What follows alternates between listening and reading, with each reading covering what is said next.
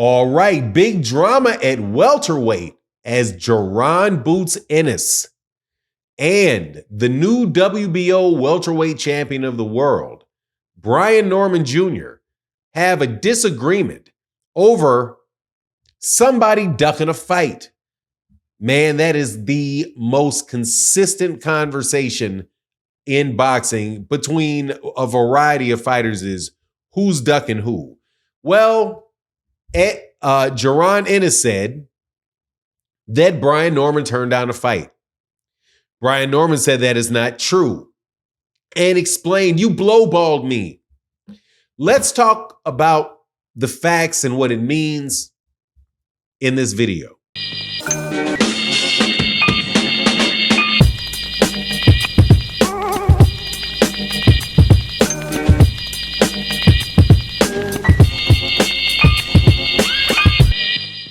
All right, welcome back to the channel. It's your boy Fanan, and we got drama,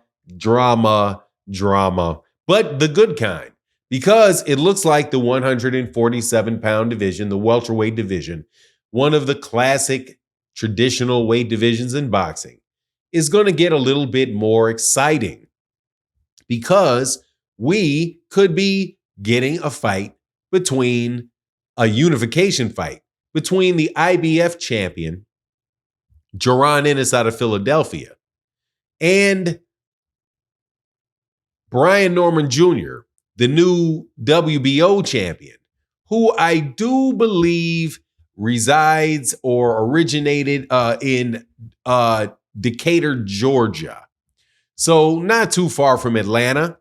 Southern fighter who signed with Top Rank, got a fight for an interim shot against Santilli, won that fight in a 10th round knockout, and then was elevated to full champion when Terrence Crawford beat Israel Madmarov to become the 154-pound champion for the IBF.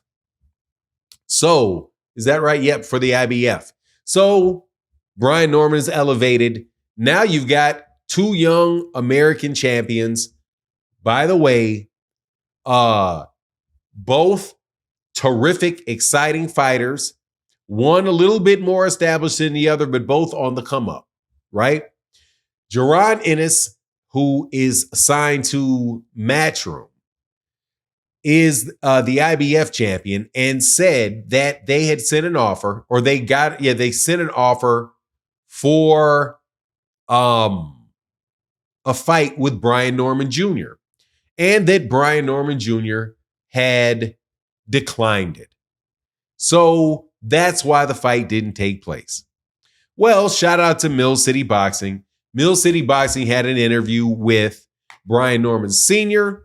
and Brian Norman Jr., and they addressed the issue and said, no, we did not decline it. We counteroffered it. But what they sent us was a lowball offer. So we were not going to take the fight for that money. But we didn't turn the fight down. We didn't decline the offer. We just sent a counteroffer. All right. So who's telling the truth?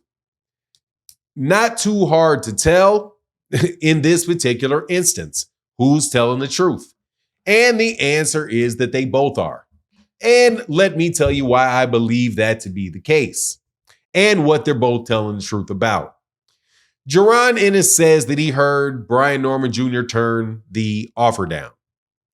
Brian Norman Jr. said, and Brian Norman Sr. said they didn't turn down the offer. They just gave him a counteroffer. Well, depending on who it was that the Norman family was talking to, they are going to take that as turning down the offer and rejecting the offer, because that's what a counteroffer is. When somebody offers you something, and you say, no, how about you give me this? That is you first saying no to what they offered and then telling them and making another offer, hence counteroffer for what they want.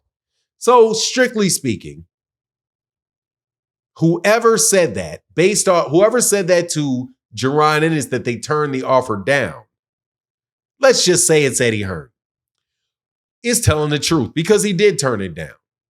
Now, what about the part where Brian Norman Jr. says, hey, We made a counteroffer because we believe that the offer that was actually made was so low, it was ridiculous. And look, I know that you think you're the man and all, but you're not going to take that type of money, make that type of money, and I make pennies. No, we're not going to do that. So we can tell you what we can fight for. I tend to believe Brian Norman Jr. and Brian Norman Sr. when he says that. Now, why is that?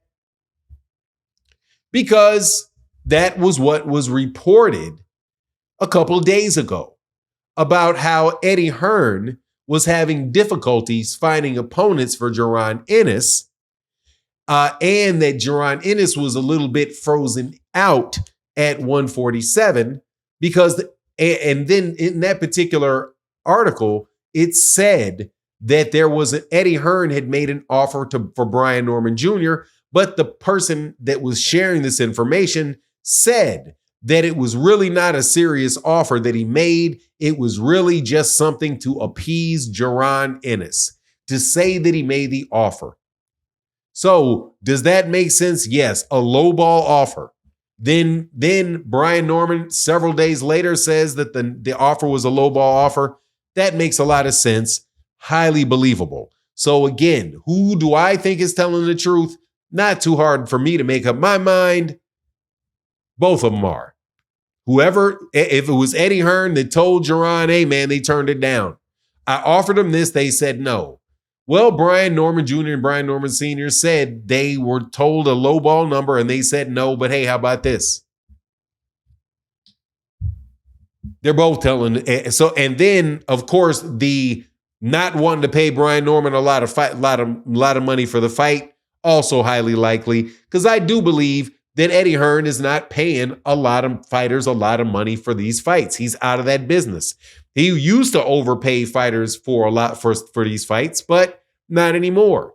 And him turning down a unification fight, well, what's the problem with that? We've seen that before. Eddie Hearn refused a unification fight to pay for a unification fight, and DAZN refused to pay for a unification fight between Devin Haney and George Kambosos, which is why Devin Haney had to go over to ESPN for a multi-fight deal to get the fight with George Kambosos. So the track record is there for that as far as Eddie Hearn is concerned. So what do we wind up with? What I've been saying for a while. It appears as if Eddie Hearn is playing is a rest haven for boxers that want to get some checks, but want to get some checks and want to get more activity and are willing to accept the decreased exposure and the likelihood of lackluster competition in exchange for it. Because that is what has happened on multiple occasions. They're going to, as Shakur Stevenson said, get the bag. Well, getting the bag yourself means if the business is actually going to make money, that if your fight's not making a lot of money, then the other person is not going to get a lot of bag. And that is what Brian Norman Jr. said. Now, what's going to happen with Brian Norman Jr.? Also, more than likely, he'll fight somebody like Teofimo Lopez, moving up in weight. Teofimo Lopez moving up in weight is the most likely route for Brian Norman Jr. Teofimo Lopez, if he wins, first of all, they're both with Top Rank as far as I understand, both with Top Rank.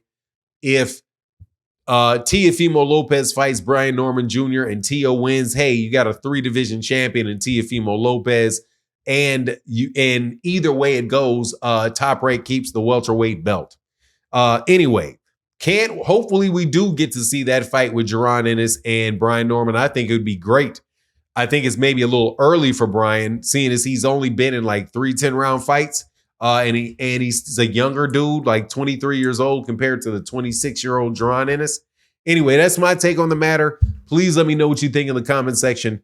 And with that, I'm out. Deuces.